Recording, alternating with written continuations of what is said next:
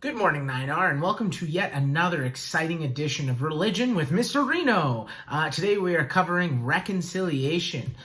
So I know we've talked about reconciliation and forgiveness before, but here's just a quick review. So forgiveness versus reconciliation.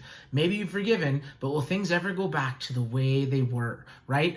So can you actually forgive somebody and move forward? Or do you constantly keep thinking about what that person did, right? So forgiveness is just the first step in reconciliation. Reconciliation means to flow together again. So what that means is you've reconciled and you're moving forward, okay? Reconciliation heals relationships between people and their communities and God. So when you truly reconcile your differences, you heal the relationship between you and the other person, you heal the relationship with you and the other person in regards to the community, and you also mend your relationship with God, right? Just like when a couple gets married in a church, right? You declare your love in front of all your friends and family and God as well, which means that you're bringing God into your relationship. And as Catholics, God is part of all of our relationships, which means that if you have a fight with somebody, this is why like in elementary, they might have said that if you hit somebody, you're not only hitting that person, but you're hitting God because God created that other person. Has anyone ever heard that before? Maybe I did when I was growing up. So if you reconcile your differences, you reconcile with the person as well as God. Reconciliation is conditional. It requires conversion, a reorientation of one's life. So if you truly apologize to somebody, there's a condition there that you're never going to do it again, or you're going to at least try your best to never do it again.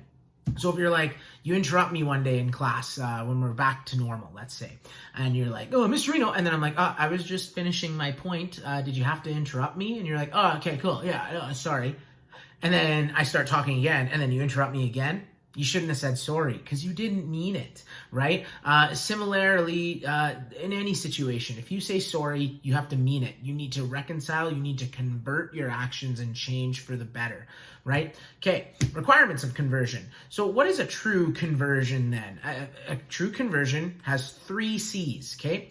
Contrition, the acknowledgement of wrongdoing and feeling of genuine sorrow. So it's like, hey, I made a mistake. I'm really sorry, and I want you to know that I made this mistake. Good, that's the first step. Doesn't mean the apology's done.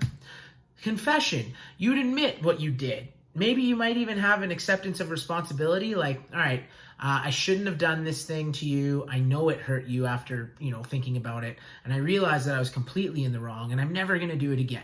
Awesome. Then correction, the reparation of wrongdoing. This is the part that takes the longest. Somebody can forgive you, but they need to see you correct those actions as well. So can things ever flow together again? It takes a bit of time. You can't just expect people to 180, right? We're all human. So when you apologize to somebody, it takes some time, okay?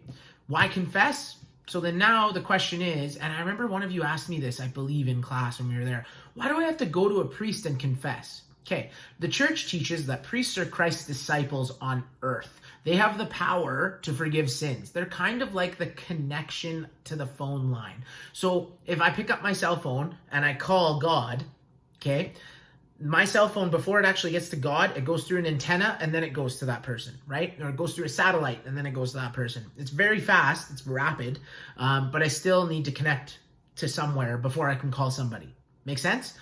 When you are talking with a priest, they're your antenna or satellite. They connect you to God. Okay, it requires a lot more humility to confess to another person than to pray quietly to God alone. So if you're like, oh, I don't need to go to a priest, I can just pray on my own. It's true, God hears us when we pray on our own. But to truly be sorry for something, you need to accept that you were wrong.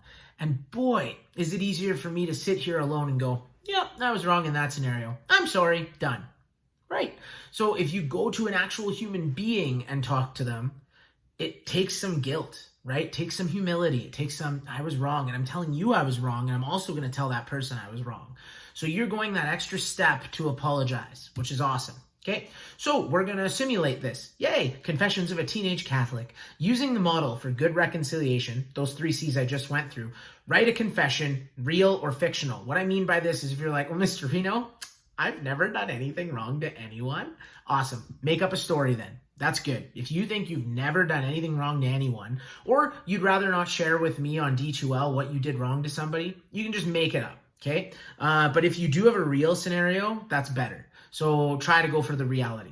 Post it into the Dropbox on D2L under assignment. Click on confessions Dropbox. That's what it's labeled on. So if you go into assessment, scroll down, click Dropboxes, then click confessions, then click submit your response. Then you can input your confession there. This is super simple, guys. Follow the 3 C's that I've outlined under assessment: contrition, confession, and correction, and then submit it there. Okay, that's how I want you to section off your confession. Okay, why are we not doing this in Google? I just thought maybe you guys didn't want everyone to read these, so it'll just be read by me. So don't panic.